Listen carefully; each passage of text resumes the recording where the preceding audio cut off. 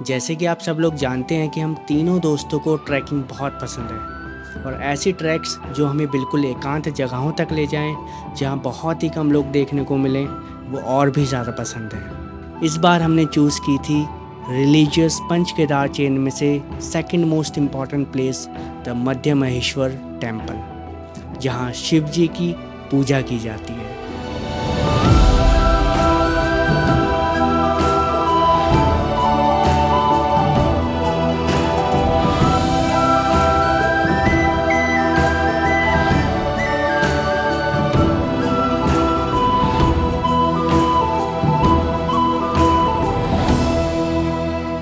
गढ़वाल के पहाड़ों के बीच एक छोटा सा पर बहुत ही पवित्र स्पॉट है मध्य महेश्वर। ये जगह रुद्रप्रयाग में है और पंच केदार में से एक है, मतलब शिव जी के 5 स्पेशल मंदिरों में से एक। माना जाता है कि महाभारत युद्ध के बाद पांडव अपने पापों का प्रायश्चित करना चाहते थे, तो वो शिव जी से मिलने के लिए निकले, पर शिव जी उन पर गुस्सा थे और मिलना नहीं चाहते थे, तो इसीलिए वो उनसे बचने के लिए नंदी के रूप में इन पहाड़ों में चले गए। पर जब भीम ने उन्हें पहचान लिया तो उन्होंने अपने शरीर के अलग अलग हिस्सों को अलग अलग जगह पर प्रकट किया, जहां पांडवों ने मंदिर बनाकर महादेव की पूजा की, और वही जगह बन गई केदारनाथ, तुंगनाथ, रुद्रनाथ, कल्पेश्वर और मध्य महेश्वर, जो मिलके कहलाते हैं पंच केदार।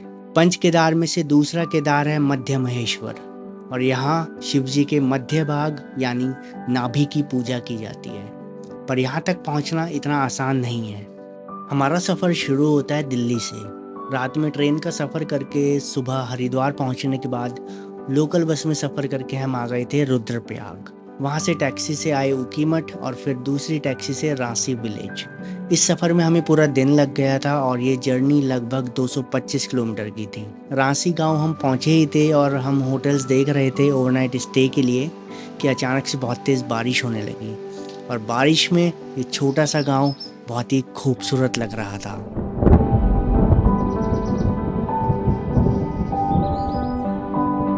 रांसी गांव से ये ट्रैक स्टार्ट होती है और यहाँ से लगभग 16 किलोमीटर की ट्रैक करके हम ऊपर मंदिर तक पहुँचते हैं। हम इस ट्रैक को 2 दिन में कवर करने वाले थे।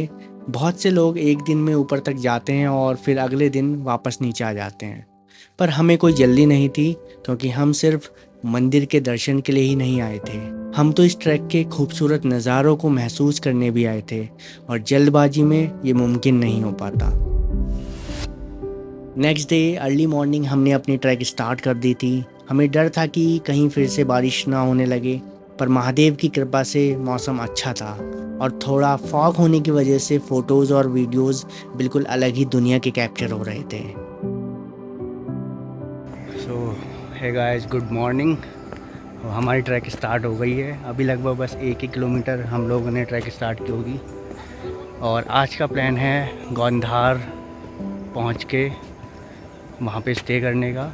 यहाँ से लगभग 7-8 किलोमीटर है, और बाकी वेदर बहुत ही तगड़ा हो रखा है। कल रात वो काफ़ी बारिश हुई यहाँ पर, और अभी पूरे में फॉग हो रखा है।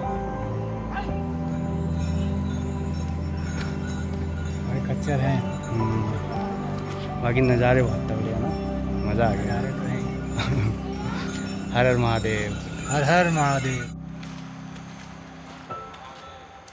ट्रैक के शुरू के 4-5 किलोमीटर काफ़ी इजी हैं। हमें सिर्फ नीचे उतरना होता है। बड़े मज़े से हम लोग ट्रैक कर ही रहे थे कि तभी अचानक से तेज़ बारिश शुरू हो गई। हालांकि हमारे पास रेनकोट्स थे, पर रास्ते में हमें एक बड़ा सा पत्थर दिखा तो हम उसके नीचे ही बारिश रुकने का वेट करने लगे। यहाँ पर बहुत से लोग यूज़ एंड थ्रो रेनकोट्स पहनकर ट्रैक कर रहे थे, जो कि वहाँ सस्ते में मिल जाते हैं, और कुछ लोग यूज़ करने के बाद इनको ट्रैक के रास्ते में ही फेंक देते हैं। मैं आपको सजेस्ट करूंगा कि आप अच्छी कंपनी के रेनकोट्स खरीदें जो आप बार बार यूज़ कर सकें, क्योंकि इससे प्लास्टिक पॉल्यूशन कम होता है और ट्रैक का रास्ता भी साफ रहता है। कुछ देर वेट करने के बाद बारिश रुक गई थी और फॉग भी गायब होने लगा था। जिस जगह पर हम लोग बारिश से बचने के लिए बैठे थे, वहाँ से फॉग हटते ही सामने हमें एक नदी बहती हुई दिखाई दी। कुछ पल पहले तक हमें पता ही नहीं चल रहा था कि यहाँ पर एक नदी भी है। ये नदी मध्यमहेश्वर गंगा या मधु गंगा के नाम से जानी जाती है। ये नदी ट्रैक के साथ साथ बहती है और कई जगहों पर इसका पानी काफ़ी साफ दिखाई देता है, स्पेशली गोंडार गांव के आसपास, जहां मध्यमहेश्वर गंगा और मरकंडा गंगा का संगम होता है। गोंडार हम दोपहर 12 बजे तक पहुंच गए थे। प्लान तो यहीं स्टे करने का था, पर फिर सोचा कि अभी काफ़ी टाइम है तो यहाँ नाश्ता करके थोड़ा और आगे जाकर दूसरे गांव में स्टे करेंगे। गोंडार से थोड़ा ही आगे एक ब्रिज क्रॉस करके हम आते हैं संगम पर, जहाँ पर एक बहुत ही सिंपल और प्यारा सा कैफ़े बना हुआ है और यहाँ की कॉफ़ी काफ़ी अच्छी थी। इस ट्रैक पर आपको हर जगह बिल्कुल सिंपल खाना लाइक दाल चावल रोटी बस यही मिलेगा, तो ऐसे में एक अच्छी कॉफ़ी या चाय मिल जाए तो दिल को सुकून सा मिल जाता है। अब यहाँ से इस ट्रैक की चढ़ाई शुरू होती है। यहाँ से लगभग 2 किलोमीटर है दूसरा गांव जिसका नाम है वनतौली, जहाँ आज हम लोग रुकने वाले थे। वनतौली में हमने गेस्ट हाउस ले लिया था जो कि हमें 800 रुपये में पड़ गया था। रात को खाना खाकर हम यहीं सो गए थे।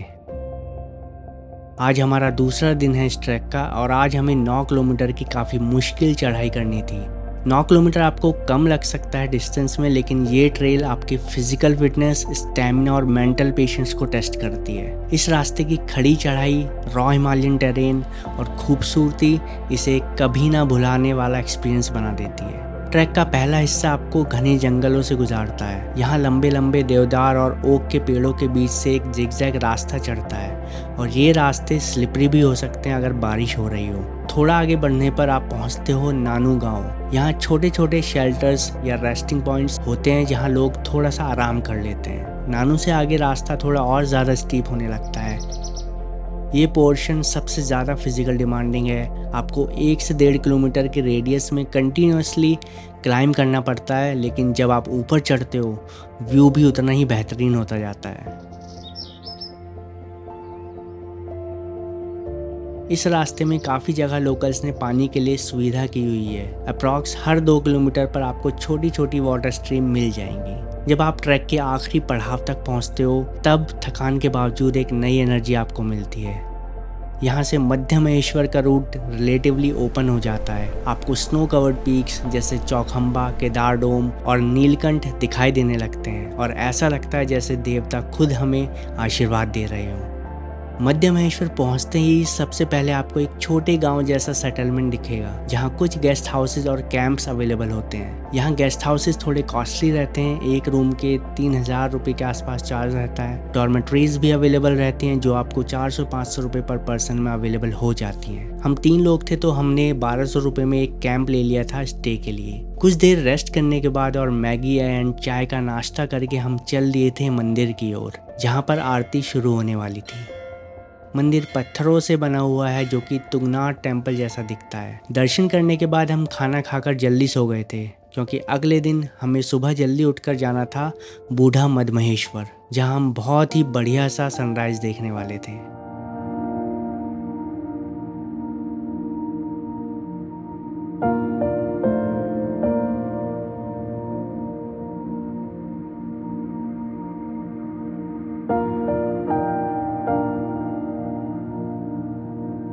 ये एक छोटी सी 1.5 किलोमीटर की ट्रैक है पर बिल्कुल स्टीप चढ़ाई है।